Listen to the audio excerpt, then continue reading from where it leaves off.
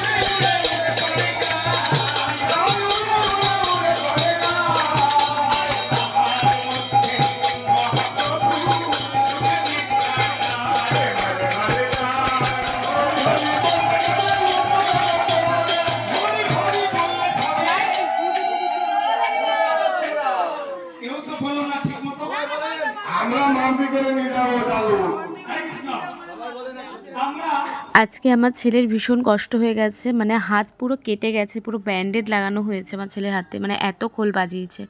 আর এদিকে দেখো সবাই এখন প্রসাদ গ্রহণ করছে, প্রচুর মানুষ প্রসাদ গ্রহণ করছে, এখন প্রায় 250 লোক। তা চলো বন্ধুরা, আজকের মতো ভিডিওটি এখানে শেষ করছি। টাটা।